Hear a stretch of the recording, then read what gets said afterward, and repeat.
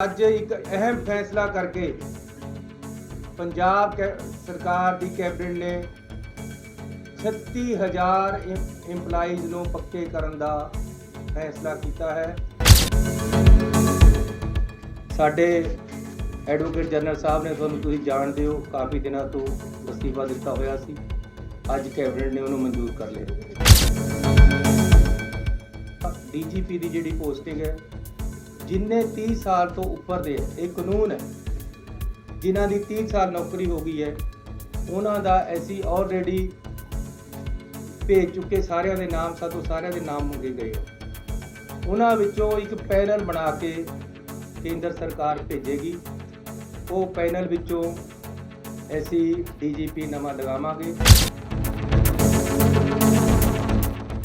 जिहड़ा 50 किलोमीटर अंदर BSF आने का फैसला है, ਉਹਦੇ ਬਾਰੇ ਵਿੱਚ ਵੀ ਅਸੀਂ ਇਹ ਵਿਧਾਨ ਸਭਾ ਦੇ ਵਿੱਚ ਮਸਲਾ ਰੱਖਾਂਗੇ ਤੇ ਇਹਦੇ ਬਾਰੇ ਰੈਜ਼ੋਲੂਸ਼ਨ ਲੈ ਕੇ ਆਵਾਂਗੇ। ਬਹੁਤ ਬਹੁਤ ਸਵਾਗਤ ਹੈ। ਤਾਂ ਕਿਰਪਾ ਕਰਕੇ ਸਾਈਡਾਂ ਤੇ ਖੜੇ ਬੰਦੇ ਪਲੀਜ਼।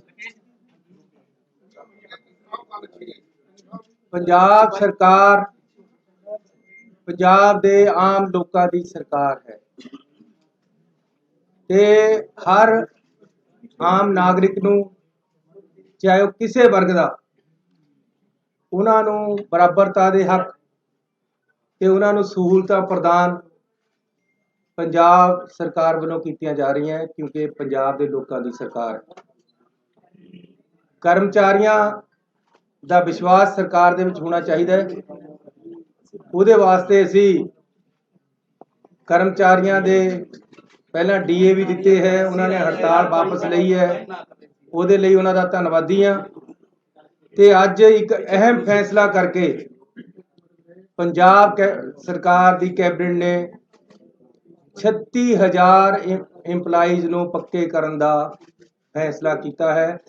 ਇਹਦੀ ਡਿਟੇਲਸ ਅਸੀਂ ਵਿਧਾਨ ਸਭਾ ਦੇ ਵਿੱਚ ਇੱਕ ਬਿੱਲ ਦੇ ਰਾਹੀਂ ਲਿਆ ਕੇ ਤੁਹਾਨੂੰ ਦੇਵਾਂਗੇ। ਸੋ ਇਹ ਕਰਮਚਾਰੀਆਂ ਲਈ एक बहुत बड़ा तोहफा है कि असी कर्मचारियों 36000 कर्मचारियों को पक्का करन जा रहे हैं। इस दे नाल ही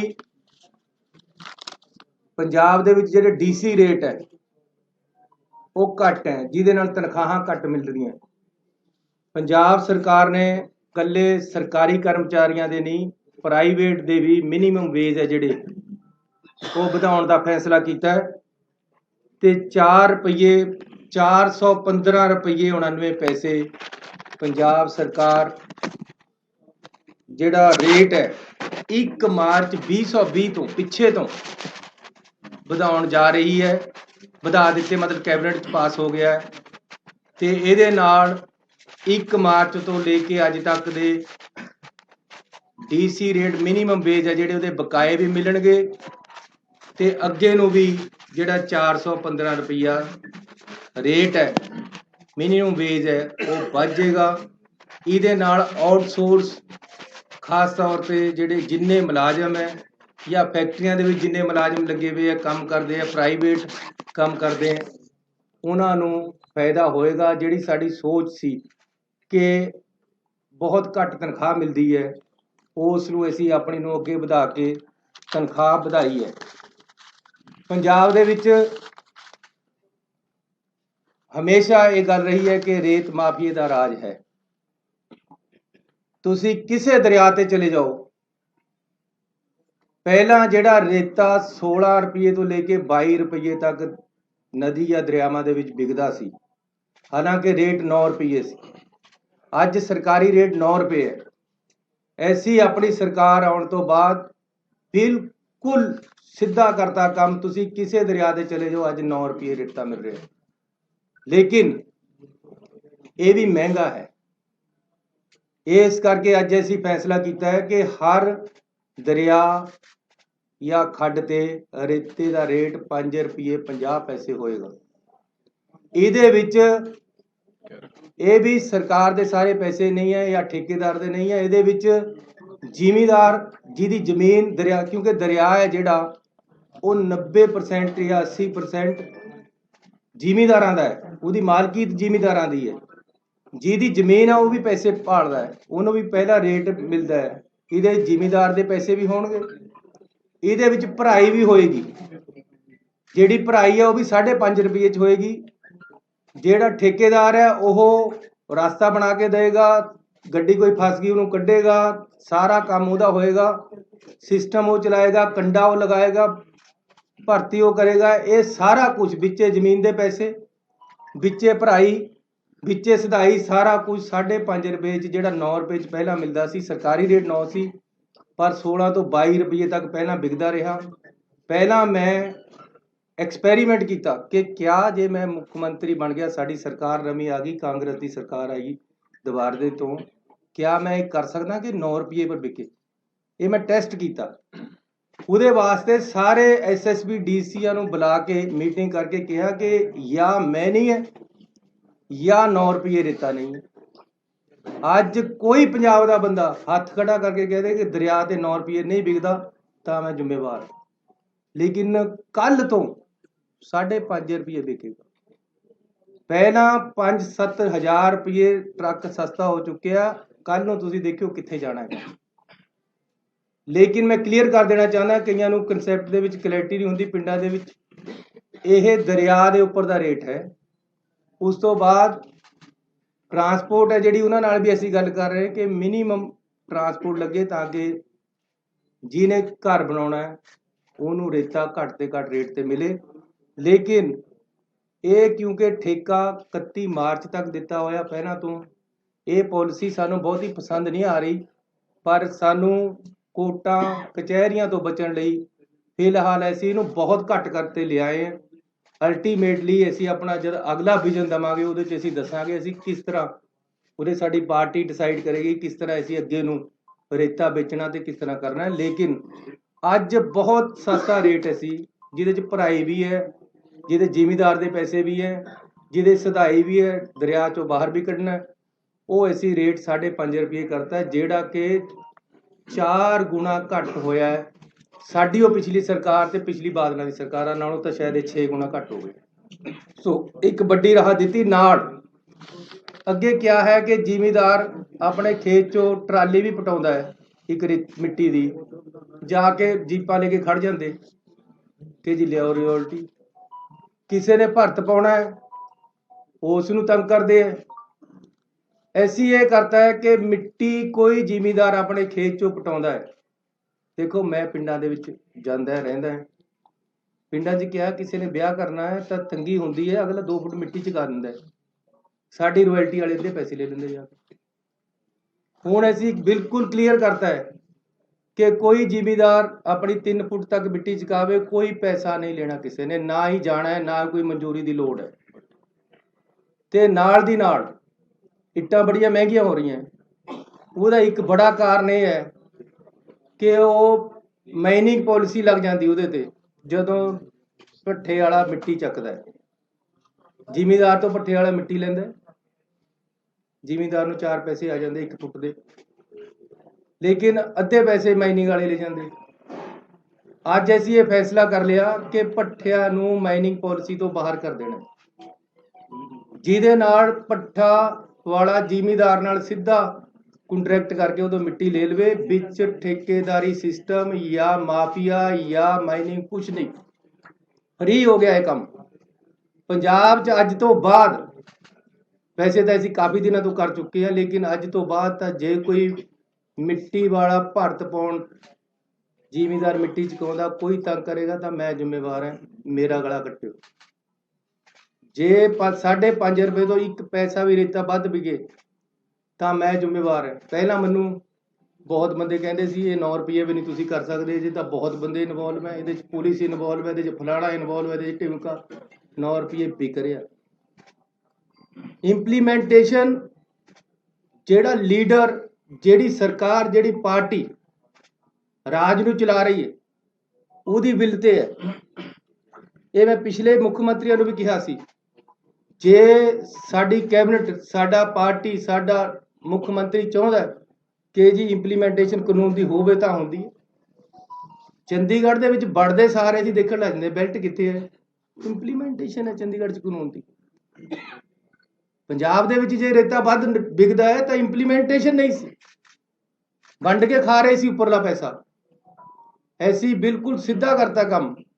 ਕਿਸੇ ਦਰਿਆ ਪਰ ਚਲੇ ਜਾਓ, ਹੁਣ ਜੇ ਕਿਤੇ ਟਰਾਲੀਆਂ ਭਰ ਹੋ ਰਹੀਆਂ, ਕਿਤੇ ਮਿੱਟੀ ਚੱਕ ਹੋ ਰਹੀ ਹੈ, ਤਾਂ ਉਹ ਮਾਫੀਆ ਨਹੀਂ ਹੈ। 5.5 ਰੁਪਏ 'ਚ ਵਿਕੇਗਾ ਔਰ ਸਹੀ ਰੇਟ ਦੇ ਵਿੱਚ ਵਿਕੇਗਾ। ਅਸੀਂ ਇਹ ਕਰਾਂਗੇ ਕਿ ਜਿੱਥੇ ਪਾਣੀ ਨਹੀਂ ਆਉਂਦਾ ਉੱਥੇ ਰੇਤਾ ਨਹੀਂ ਚੱਕਣਾ, ਕਿਉਂਕਿ ਉੱਥੇ ਫਿਰ ਖਦਾਨੇ ਬਣਨੇ, ਪਾਣੀ ਨੇ ਉਹਨੂੰ ਰੀਚਾਰਜ ਤਾਂ ਕਰਨਾ ਨਹੀਂ ਰੇਤੇ ਨੂੰ। ਇਸ ਕਰਕੇ ਜਿੱਥੇ ਜਿੱਥੇ ਪਾਣੀ ਆਉਂਦਾ, ਦਰਿਆਵਾਂ ਦੇ ਆਲਰੇਡੀ ਖੱਡਾਂ ਤੈਅ ਹੈ, ਹੋਰ ਵੀ ਕਰਾਂਗੇ, ਲੇਕਿਨ ਸਸਤਾ ਔਰ ਸਹੀ ਰੇਟ ਤੇ ਰੇਤਾ ਪਿੰਡਾਂ 'ਚ ਮਿਲੇਗਾ। ਮਿੱਟੀ ਦਾ ਕੋਈ ਮਾਫੀਆ ਨਹੀਂ ਹੋਏਗਾ, ਪੱਠੇ ਵਾਲਿਆਂ ਨੂੰ ਕੋਈ ਤੰਗ ਨਹੀਂ ਕਰੇਗਾ। ਇਸ ਤੋਂ ਇਲਾਵਾ ਇੱਕ ਫੈਸਲਾ ਅਸੀਂ ਹੋਰ ਅਹਿਮ ਲਿਆ ਕਿ ਜਿਹੜੇ ਪੰਜਾਬ ਦੇ ਇੰਸਟੀਟਿਊਸ਼ਨਲ ਟੈਕਸ ਪੰਜਾਬ ਤੇ ਲੱਗਿਆ ਹੋਇਆ ਸੀ, Punjab institutional and other buildings tax 2011 ਤੋਂ ਸੀ। ਉਸ ਦਿਨ ਮੈਨੂੰ, ਜਿਸ ਦਿਨ ਅਸੀਂ ਗਏ ਹੈ ਲੁਧਿਆਣੇ, ਉਸ ਦਿਨ ਅਸੀਂ ਅਨਾਉਂਸ ਕੀਤਾ ਸੀ, ਅੱਜ ਕੈਬਨਿਟ ਨੇ ਪਾਸ ਕਰ ਦਿੱਤਾ। 2012 ਤੋਂ ਜਿੰਨਾ ਟੈਕਸ ਬਣਦਾ ਸੀ ਅਸੀਂ ਉਹ ਮਾਫ ਕਰ ਦਿੱਤਾ ਹੈ। ਅੱਗੇ ਨੂੰ ਵੀ ਇਹ ਟੈਕਸ ਹੈ ਜਿਹੜਾ ਪੰਜਾਬ ਤੇ ਨਹੀਂ ਲੱਗੇਗਾ। ਇਸ ਤੋਂ ਇਲਾਵਾ ਅਸੀਂ ਵਨ ਟਾਈਮ ਸੈਟਲਮੈਂਟ, ਜਿਹੜੀ ਕੰਪਾਊਂਡੇਬਲ ਬਿਲਡਿੰਗਸ ਹੈਗੀਆਂ, ਜਿਹੜੀਆਂ ਸ਼ਹਿਰਾਂ ਦੇ ਵਿੱਚ ਇਹ ਵੱਡੀ ਰਾਹਤ ਦੇ ਰਹੇ ਹੈ ਕਿ ਜਿਹੜੀਆਂ ਬਿਲਡਿੰਗਾਂ ਬਣ ਗਈਆਂ ਉਹਦੇ ਪਰ ਕਿਸੇ ਨੇ ਚਵਾਰਾ ਪਾ ਲਿਆ, ਕਿਸੇ ਨੇ ਹਾਈਟ ਜ਼ਿਆਦਾ ਵਧਾ ਲਈ, ਜਾਂ ਕਿਸੇ ਨੇ ਬਾਹਰ ਨੂੰ ਥੋੜਾ ਬਹੁਤਾ ਕੱਢ ਲਿਆ। ਜਿਹੜਾ ਕੁਝ ਕੰਪਾਊਂਡੇਬਲ ਹੈ ਉਹਨਾਂ ਨੂੰ ਅਸੀਂ ਰੇਟ ਵੀ ਘਟਾ ਦਿੱਤੇ ਆ 25%। ਉਹਨਾਂ ਨੂੰ ਦੁਬਾਰੇ ਲੀਗਲਾਈਜ਼ ਕਰਨ ਦਾ ਇੱਕ ਵਨ ਟਾਈਮ ਪਾਲਿਸੀ ਲੈ ਕੇ ਆਏ ਹੈ, ਜਿਹੜੀ ਕਿ ਕੱਲ ਤੋਂ ਚਾਲੂ ਹੋ ਜਾਏਗੀ। ਇਸ ਦੇ ਨਾਲ ਇਹ ਸਾਡੇ ਅੱਜ ਦੇ ਐਲਾਨ ਹੈ ਜਿਹੜੇ ਕਿ ਅਸੀਂ ਵੱਡੀ ਰਾਹਤ ਪੰਜਾਬ ਦੇ ਲੋਕਾਂ ਨੂੰ ਦਿੱਤੀ ਹੈ। ਸਾਡੇ ਐਡਵੋਕੇਟ ਜਨਰਲ ਸਾਹਿਬ ਨੇ, ਤੁਹਾਨੂੰ ਤੁਸੀਂ ਜਾਣਦੇ ਹੋ, ਕਾਫੀ ਦਿਨਾਂ ਤੋਂ ਅਸਤੀਫਾ ਦਿੱਤਾ ਹੋਇਆ ਸੀ। ਅੱਜ ਕੈਬਨਿਟ ਨੇ ਉਹਨੂੰ ਮਨਜ਼ੂਰ ਕਰ ਲਿਆ। ਗਵਰਨਰ ਸਾਹਿਬ ਕੋਲ ਭੇਜਾਂਗੇ, ਜਦੋਂ ਅੱਜ ਹੀ ਸ਼ਾਇਦ ਪਾਸ ਹੋ ਜਾਏਗਾ, ਕੱਲ੍ਹ ਨੂੰ ਅਸੀਂ ਨਵਾਂ ਐਡਵੋਕੇਟ ਜਨਰਲ ਲਗਾਵਾਂਗੇ। ਇਸ ਤੋਂ ਇਲਾਵਾ DGP ਦੀ ਜਿਹੜੀ ਪੋਸਟਿੰਗ ਹੈ, ਜਿੰਨੇ 30 ਸਾਲ ਤੋਂ ਉੱਪਰ ਦੇ, ਇਹ ਕਾਨੂੰਨ ਹੈ, ਜਿਨ੍ਹਾਂ ਦੀ 30 ਸਾਲ ਨੌਕਰੀ ਹੋ ਗਈ ਹੈ, ਉਹਨਾਂ ਦਾ ਅਸੀਂ ਆਲਰੇਡੀ ਭੇਜ ਚੁੱਕੇ ਸਾਰਿਆਂ ਦੇ ਨਾਮ। ਸਾਤੋਂ ਸਾਰਿਆਂ ਦੇ ਨਾਮ ਮੰਗੇ ਗਏ ਹੈ। ਉਹਨਾਂ ਵਿੱਚੋਂ ਇੱਕ ਪੈਨਲ ਬਣਾ ਕੇ ਕੇਂਦਰ ਸਰਕਾਰ ਭੇਜੇਗੀ। ਉਹ ਪੈਨਲ ਵਿੱਚੋਂ ਅਸੀਂ DGP ਨਵਾਂ ਲਗਾਵਾਂਗੇ। ਜਿਹੜਾ ਪੈਨਲ ਆਏਗਾ, ਇਹ ਪਹਿਲਾਂ ਤੋਂ ਇੱਕ ਪ੍ਰਿੰਸੀਪਲੀ ਕਲੀਅਰ ਹੋਇਆ। ਸੋ ਮੈਂ ਤੁਹਾਡਾ ਧੰਨਵਾਦੀ ਹਾਂ ਕਿ ਤੁਸੀਂ ਅੱਜ ਇੱਥੇ ਆਏ ਹੋ। ਪੰਜਾਬ ਦੇ ਵੱਡੇ ਐਲਾਨ ਹੋਏ ਹੈ। ਪਰਸੋਂ ਨੂੰ ਸਾਡਾ ਵਿਧਾਨ ਸਭਾ ਦਾ ਸੈਸ਼ਨ ਹੈ, ਉਹਦੇ ਵਿੱਚ ਅਸੀਂ ਬਿਜਲੀ ਸਮਝੌਤਿਆਂ ਬਾਰੇ ਬਿੱਲ ਲੈ ਕੇ ਆਵਾਂਗੇ। ਕਿਸਾਨਾਂ ਬਾਰੇ ਜਿਹੜੇ ਕਾਲੇ ਕਾਨੂੰਨ ਬਣੇ ਹੈ, ਉਹਦੇ ਬਾਰੇ ਵਿੱਚ ਰੈਜੂਲੇਸ਼ਨ ਤੇ ਕੁਝ ਬਿੱਲ ਆਉਣਗੇ। ਇਸ ਦੇ ਨਾਲ ਹੀ ਜਿਹੜਾ 50 ਕਿਲੋਮੀਟਰ ਅੰਦਰ BSF ਆਉਣ ਦਾ ਫੈਸਲਾ ਹੈ, ਉਹਦੇ ਬਾਰੇ ਵਿੱਚ ਵੀ ਅਸੀਂ ਇਹ ਵਿਧਾਨ ਸਭਾ ਦੇ ਵਿੱਚ ਇਹ ਮਸਲਾ ਰੱਖਾਂਗੇ ਤੇ ਇਹਦੇ ਬਾਰੇ ਰੈਜੂਲੇਸ਼ਨ ਲੈ ਕੇ ਆਵਾਂਗੇ। ਸੋ ਮੈਂ ਧੰਨਵਾਦੀ ਹਾਂ ਆਪਣੇ ਮੰਤਰੀ ਸਾਹਿਬਾਨ ਦਾ। ਸਾਡੀ ਪਾਰਟੀ ਦੇ ਪ੍ਰਧਾਨ ਸਾਹਿਬ ਵੀ ਸਾਡੇ ਵਿਚਕਾਰ ਆਏ ਹੈ, ਉਹਨਾਂ ਦਾ ਵੀ ਮੈਂ ਸਵਾਗਤ ਵੀ ਕਰਦਾ, ਉਹਨਾਂ ਦਾ ਧੰਨਵਾਦ ਵੀ ਕਰਦਾ। ਤੇ ਹੁਣ ਮੈਂ ਪ੍ਰਧਾਨ ਜੀ ਨੂੰ ਬੇਨਤੀ ਕਰਾਂਗਾ।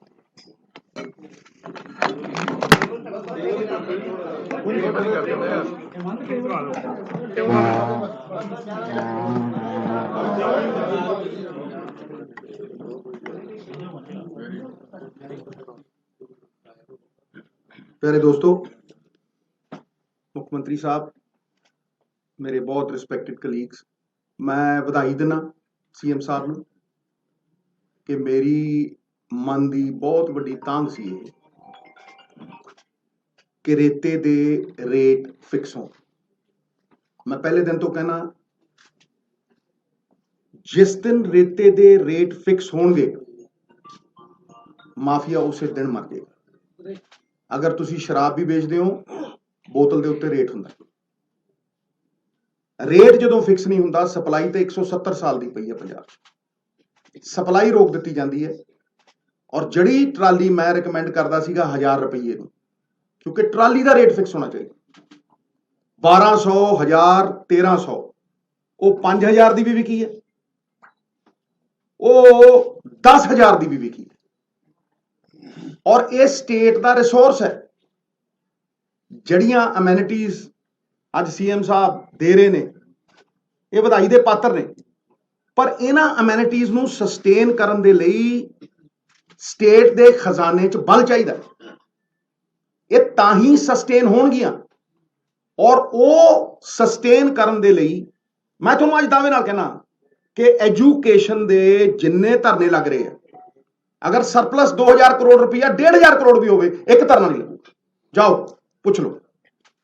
ਇਸ ਕਰਕੇ ਇਹ ਜਿਹੜੀ ਫਾਈਨੈਂਸ਼ੀਅਲ ਸਟੈਬਿਲਿਟੀ ਹੈ, ਇਹਦੇ ਲਈ ਚਾਹੇ ਸ਼ਰਾਬ ਦੀ ਪਾਲਿਸੀ ਹੋਵੇ, ਚਾਹੇ ਰੇਤੇ ਦੀ ਪਾਲਿਸੀ ਹੋਵੇ, ਇਹ ਬਹੁਤ ਜ਼ਰੂਰੀ ਹੈ। ਔਰ ਅੱਜ ਸੀਐਮ ਨੇ ਪਹਿਲੀ ਪੌੜੀ ਚੜੀ, ਇੱਕ ਐਸਾ ਇਤਿਹਾਸ ਰਚਿਆ ਕਿ ਪਹਿਲੀ ਵਾਰ ਅੱਜ ਇਹ ਹੋਇਆ ਕਿ ਜੀ ਰੇਤੇ ਦਾ ਰੇਟ ਫਿਕਸ ਹੋਊਗਾ। ਹਾਲਾਂਕਿ ਮੈਂ ਇਹਨੂੰ ਬਹੁਤ ਅੱਗੇ ਲਿਜਾਣਾ ਚਾਹਨਾ, ਸਟਾਕਯਾਰਡ ਬਣਾਉਣਾ ਚਾਹਨਾ। ਔਰ ਇੱਕ ਗੱਲ ਸਾਰੀ ਦੁਨੀਆ ਸਮਝੇ, ਮੈਂ ਡੰਕੇ ਦੀ ਚੋਟ ਤੇ ਕਹਿਣਾ, ਮੇਰਾ ਬਹੁਤ ਅਧਿਐਨ ਹੈ ਇਹਦੇ ਉੱਤੇ, ਕਿਉਂਕਿ ਮੈਂ ਜਾਣਦਾ ਕਿ ਪੰਜਾਬ ਦੀ ਸਰਵਾਈਵਲ ਇਹਦੇ ਨਾਲ ਜੁੜੀ ਹੋਈ ਹੈ। ਉਹ ਕੀ ਹੈ ਕਿ there is nothing called the sand mafia, it is the transport mafia। ਰੇਤਾ ਬੁੱਕਲ 'ਚ ਨਹੀਂ ਕੋਈ ਲਿਜਾ ਸਕਦਾ, ਰੇਤਾ ਟਰੱਕਾਂ 'ਚ ਜਾਂਦਾ, ਔਰ ਅਗਰ ਸਟਾਕ ਯਾਰਡ 'ਚੋਂ ਸਰਕਾਰੀ ਟਰੱਕਾਂ ਦੇ ਵਿੱਚ ਜਾਏਗਾ ਤੇ ਉਹ ਸਰਕਾਰੀ ਟਰੱਕ ਦਾ ਰੰਗ ਹੋਏਗਾ। ਇਹ ਨਹੀਂ ਆ ਵੀ ਛੋਟੀ ਜੀ ਸੜਕ ਦੇ ਉੱਤੇ ਜਿਹੜਾ ਮਰਜ਼ੀ ਟਿੱਪਰ ਦੜਾਤਾ, ਤੇ ਫਿਰ ਉਹਦੀ ਚੈਕਿੰਗ ਹੋ ਸਕਦੀ ਹੈ। ਰੇਟ, ਵੇਟ ਤੇ ਡੇਟ 2015 ਦੇ ਵਿੱਚ ਨੋਟੀਫਿਕੇਸ਼ਨ ਹੋਈ ਅਕਾਲੀ ਸਰਕਾਰ 'ਚ ਕਿ ਜਿਹੜੇ ਟਰੱਕ ਤੇ ਡੇਟ, ਰੇਟ ਔਰ ਵੇਟ ਨਹੀਂ ਹੈ, ਉਹਨੂੰ ਇੰਪਾਊਂਡ ਕੀਤਾ ਜਾਏ। 7 ਸਾਲਾਂ 'ਚ ਦੱਸੋ ਕਿੰਨੇ ਟਰੱਕ ਇੰਪਾਊਂਡ ਹੋਇਆ? ਦੱਸੋ, ਇੱਕ ਹੋਇਆ ਹੋਵੇ ਤਾਂ ਦੱਸੇ। ਬਾਹਰੋਂ ਟਰੱਕ ਆਉਂਦਾ, ਪਠਾਨਕੋਟ ਤੋਂ ਟਰੱਕ ਆਉਂਦਾ, ਗੁੰਡਾ ਟੈਕਸ ਲਿੱਤਾ ਜਾਂਦਾ ਉਹਨਾਂ ਤੋਂ 5000, ਕਿਸੇ ਤੋਂ 7000, ਅਗਲਾ 25000 26000 ਦਾ ਟਰੱਕ ਲੈ ਕੇ ਆਉਂਦਾ ਬਾਹਰੋਂ, ਤੇ ਇੱਥੇ 15000 ਦਾ ਵੇਚਦਾ ਹੈ। ਠੀਕ ਹੈ, ਉਹ ਫਿਰ ਪ੍ਰੋਫਿਟ ਚਾਹੁੰਦਾ, ਤੇ ਕਿਉਂ ਨਾ ਉਹ 7000 ਜੀਐਸਟੀ ਦੇ ਰੂਪ ਦੇ ਵਿੱਚ ਅਸੀਂ ਐਕਸੈਪਟ ਕਰੀਏ ਬਈ, ਤੇ 300 ਕਰੋੜ ਰੁਪਇਆ ਸਾਲ ਕਿਉਂ ਨਾ ਲਈਏ। ਇਸੇ ਤਰ੍ਹਾਂ ਜਿਸ ਤਰ੍ਹਾਂ ਮੈਂ ਰੇਤੇ ਦੀ ਗੱਲ ਕਰ ਰਿਹਾ, ਜਿੱਦਣ ਰੇਤੇ ਦੇ ਰੇਟ ਫਿਕਸ ਹੋ ਗਏ 170 ਸਾਲ ਦਾ, ਤੁਹਾਨੂੰ ਮੈਂ ਉਦਾਹਰਣ ਦੇ ਰਿਹਾ, ਚੈੱਕ ਕਰੋ। ਅਕਾਲੀ ਸਰਕਾਰ ਨੇ ਇੱਕ ਸਾਲ ਦੇ ਵਿੱਚ ਲਗਾਤਾਰ 10 ਸਾਲ ਚੋਰੀ ਦੀ ਇੰਤਹਾ ਦੇਖੋ, ਲਗਾਤਾਰ 10 ਸਾਲ, ਹਰ ਸਾਲ ਐਵਰੀ ਈਅਰ 40 ਕਰੋੜ ਰੁਪਈਆ ਜਮ੍ਹਾਂ ਕਰਾਇਆ ਇੱਕ ਸਾਲ ਦਾ, ਤੇ ਤੇਲੰਗਾਨਾ ਇੱਕ ਹਫ਼ਤੇ 'ਚ 47 ਕਰੋੜ ਰੁਪਈਆ ਕਮਾਉਂਦਾ ਇੱਕ ਦਰਿਆ ਤੋਂ। ਲਓ ਜਿੱਥੇ ਮਰਜ਼ੀ ਬਹਾਲ। ਇਹ ਕੀ ਹੈ? ਇਹ ਚੋਰੀ ਨਹੀਂ ਹੈ, ਇਹ ਚੋਰੀ ਤੋਂ ਬਹੁਤ ਅੱਗੇ ਵਾਲੀ ਚੀਜ਼ ਹੈ। 2400 ਕਰੋੜ ਰੁਪਈਆ ਤੇਲੰਗਾਨਾ ਨੇ 2014 ਚੋਂ ਉਹ ਅੱਡ ਹੁੰਦੇ ਨੇ ਆਂਧਰਾ ਪ੍ਰਦੇਸ਼ ਤੋਂ, ਤੇ ਪਹਿਲੇ 3.5 ਸਾਲਾਂ ਦੇ ਵਿੱਚ 2400 ਕਰੋੜ ਰੁਪਈਆ ਕਮਾਉਂਦੇ ਨੇ, ਤੇ ਅਕਾਲੀ ਸਰਕਾਰ 10 ਸਾਲਾਂ ਦੇ ਵਿੱਚ 400 ਕਰੋੜ ਰੁਪਈਆ ਜਮ੍ਹਾਂ ਕਰਾਉਂਦੀ ਹੈ। 4 ਦਰਿਆ, 1300 ਕਿਲੋਮੀਟਰ ਦਰਿਆ, ਤੇ 40 ਕਰੋੜ ਰੁਪਈਆ ਸਾਲ, ਤੇ ਤੇਲੰਗਾਨਾ 300 ਕਿਲੋਮੀਟਰ ਦਰਿਆ ਤੇ 47 ਕਰੋੜ ਰੁਪਈਆ ਹਫ਼ਤੇ ਦਾ। ਕੋਈ ਮੇਲ ਹੈ? ਇਹ ਸਟੇਟ ਦੇ ਰਿਸੋਰਸਸ ਨੇ ਸਾਹਿਬ, ਇਹ ਸਟੇਟ ਦੇ ਰਿਸੋਰਸਸ ਨੇ। ਇਹ ਜਦ ਤੱਕ ਖਜ਼ਾਨੇ 'ਚ ਨਹੀਂ ਆਉਣਗੇ, ਔਰ ਮੈਂ ਵਿਸ਼ਵਾਸ ਦਿਵਾਉਣਾ ਤੁਹਾਨੂੰ ਕਿ ਇਸੇ ਸਹਿਯੋਗ ਦੇ ਨਾਲ, ਇੱਕ ਇੱਕ ਪਾਲਿਸੀ ਨਾਲ ਬੈਠ ਕੇ ਆਪਣੇ ਕੋਲੀਗਸ ਦੇ ਸਹਿਯੋਗ ਦੇ ਨਾਲ 500 ਵਾਅਦੇ ਨਹੀਂ ਹੋਣੇ ਐਤਕੀ।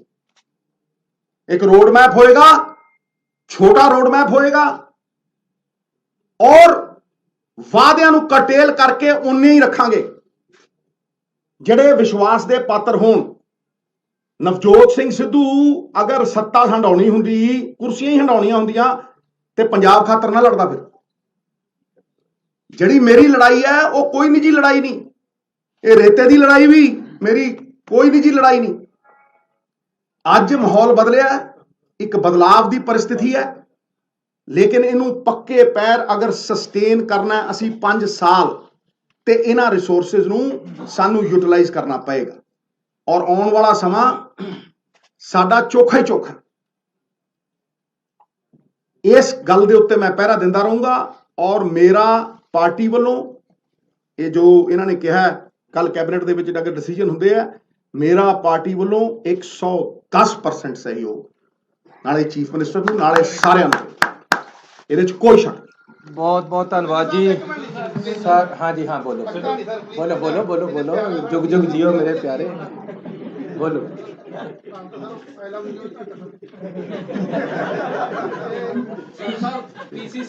जे प्रेस ते सरकार ते ओपोजिशन सारे जाने सूबे वास्ते तकड़े होके काम करिए।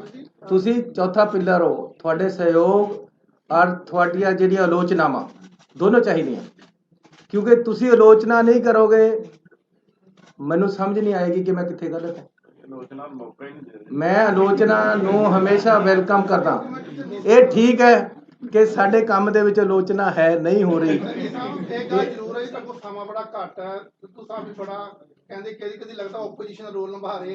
करना चाहिए, पार्टी सुप्रीम है, पार्टी दियां आइडियोलॉजी ਨੂੰ ਅਸੀਂ ਇੰਪਲੀਮੈਂਟ ਕਰਨਾ, and we are here to implement their ideologies. ਕੋਈ ਹੈ ਨਹੀਂ ਉਹਨਾਂ ਨੇ ਸਰਕਾਰੀ ਸਰ ਇੱਕ ਤਾਂ ਜਿਹੜੀ ਮਾਫੀਆ ਦੀ ਗੱਲ ਚੱਲਦੀ ਪਈ ਹੈ, ਮੈਂ ਫਿਰ ਨਾਮ ਵੀ ਲੈ ਦਿੰਦਾ ਕਿ ਰੋਪੜ ਦੇ ਵਿੱਚ ਸਰ ਕਈ ਖੱਡਾਂ ਇਦਾਂ ਕੋ ਰੋਪੜ ਦੇ ਵਿੱਚ ਆ, ਬਾਕੀ ਹੈ ਜਿਹੜੀ ਲੀਗਲਾਈਜ਼ ਖੱਡ ਹੈ ਉਹ ਚੱਲਦੀ ਨਹੀਂ ਹੈ। ਜਿਹੜੇ ਪੋਲੀਟੀਸ਼ੀਅਨ ਹੈ ਜਾਂ ਸਾਡੇ ਸਪੋਕਰ ਜਿਹੜੇ ਸਾਡੇ ਕੋਈ ਲੀਡਰਸ ਨੇ ਉਹਨਾਂ ਦੀ ਸ਼ਹਿਰ ਨਾਲ ਚੱਲਦੀ ਹੈ।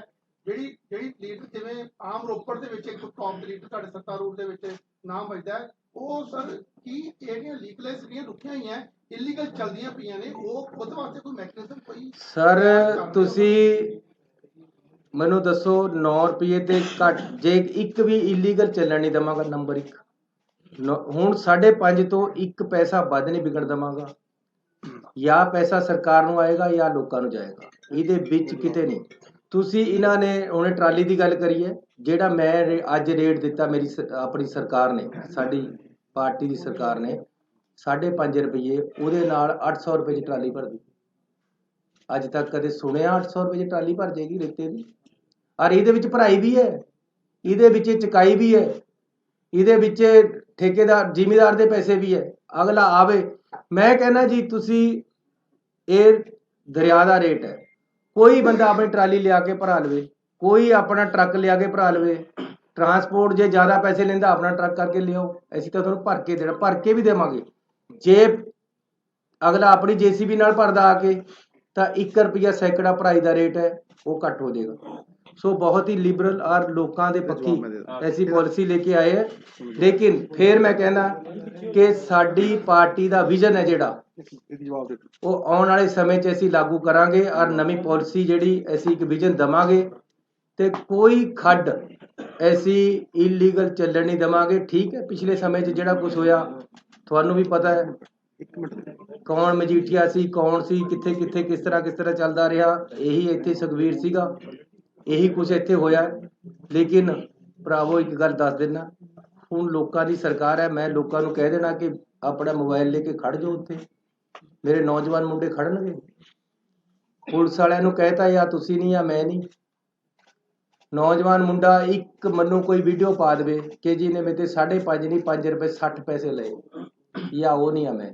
ਬਹੁਤ ਧੰਨਵਾਦ। ਮੈਂ ਇਸ ਗੱਲ ਦਾ ਜਵਾਬ ਦੇਣਾ, ਇਸ ਗੱਲ ਦਾ ਜਵਾਬ ਦੇਣਾ, ਮੈਂ ਤੁਹਾਨੂੰ ਜਵਾਬ ਦੇਣਾ। ਮੈਂ ਦੇਖੋ ਰੋਪੜ ਕੀ ਹੋ ਰਿਹਾ ਕੀ ਨਹੀਂ ਹੋ ਰਿਹਾ ਨਿੱਜੀ ਤੌਰ ਦੇ ਉੱਤੇ ਇਹ ਤੁਸੀਂ ਤਹਿਕੀਕਾਤ ਕਰੋ, ਜੇ ਪ੍ਰੂਫ ਹੈਗਾ ਤਾਂ ਦਿਓ, ਠੀਕ ਹੈ। ਮੈਂ ਤੁਹਾਨੂੰ ਇੰਨਾ ਕਹਿਣਾ ਚਾਹੁੰਦਾ ਔਰ ਡੰਕੇ ਦੀ ਚੋਟ ਤੇ ਕਹਿਣਾ ਚਾਹੁੰਦਾ, ਇਹ ਜੋ ਕੁਝ ਸ਼ਰਾਬ 'ਚ ਹੋਇਆ, ਜੋ ਕੁਝ ਰੇਤੇ 'ਚ ਹੋਇਆ, ਇਹ ਇੱਕ ਕਾਰਟਲ ਕਰਕੇ ਹੋਇਆ। ਕਾਰਟਲ ਠੇਕੇਦਾਰੀ 'ਚ ਬਣਦਾ। ਜਿੱਥੇ ਜਿੱਥੇ 35,000 ਕਰੋੜ ਰੁਪਏ ਕਮਾਏ ਗਏ, ਜਿੱਥੇ ਜਿੱਥੇ 3 ਸਾਲਾਂ ਦੇ ਵਿੱਚ 2,500 ਕਰੋੜ ਰੁਪਏ ਕਮਾਏ ਗਏ 300 ਕਿਲੋਮੀਟਰ ਦਰਿਆ ਚੋਂ, ਉੱਥੇ ਸਟੇਟ ਓਨਡ ਸੀ, ਉਹ ਉੱਥੇ ਕਾਰਪੋਰੇਸ਼ਨ ਸੀ। ਮੈਂ ਤੁਹਾਡੀ ਗੱਲ ਦਾ ਜਵਾਬ ਦੇ ਰਿਹਾ। ਸਵਾਲ ਇਹ ਹੈ ਕਿ ਮਹਾਰਾਜ ਪਾਪੀ ਨਹੀਂ ਮਾਰਨੇ, ਪਾਪ ਮਾਰਨਾ। ਇੱਕ ਸਿਸਟਮ ਐਸਾ ਹੈ ਜਿਹੜਾ ਕਹਿੰਦਾ ਆ ਹੁਣ ਮੇਰੇ ਨਾਲ ਰਲ ਜਦੋਂ ਤੂੰ ਚੋਰ ਹੋ ਗਿਆ ਤੇ ਤੈਨੂੰ ਨਾਲ ਰਲਾਵਾਂਗੇ। ਤੇ ਸੁਣੋ ਮੈਂ ਮੇਰੀ ਗੱਲ ਪੂਰੀ ਕਰਨੇ ਮਿੱਤਰਾ, ਪੂਰੀ ਕਰਨੇ। ਸਿਸਟਮ ਜਦੋਂ ਉਹ ਹੋਇਆ ਸਟੇਟ ਓਨਡ, ਚਾਹੇ ਸ਼ਰਾਬ ਹੋਵੇ ਤੇ ਚਾਹੇ ਰੇਤਾ ਹੋਵੇ, ਕਿਸੇ ਦਾ ਵਸ ਹੀ ਨਹੀਂ ਚੱਲਣਾ, ਕਿਉਂਕਿ ਉਹ ਸੂਬੇ ਦਾ। ਫਿਰ ਸ਼ਰਾਬ ਦੀ ਬੋਤਲ ਵੀ ਜੇ ਅੱਧਾ ਕਿਲੋਮੀਟਰ ਤੁਰੀ ਤੇ ਪਤਾ ਲੱਗੂ ਉੱਤੇ ਚਿੱਪ ਲੱਗੀ ਹੋਊ। ਇਹ ਨਹੀਂ ਹੈ ਵੀ ਰਾਤ ਨੂੰ ਕਦੇ ਕਿੱਧਰ ਨੂੰ ਚਲੀ ਗਈ ਤੇ ਕਦੇ ਕਿੱਧਰ ਨੂੰ ਚਲੀ ਗਈ ਤੇ ਕਦੇ ਕਿਹਦੇ ਦਾ ਤੇ ਕਦੇ ਕਿਸੇ ਦਾ।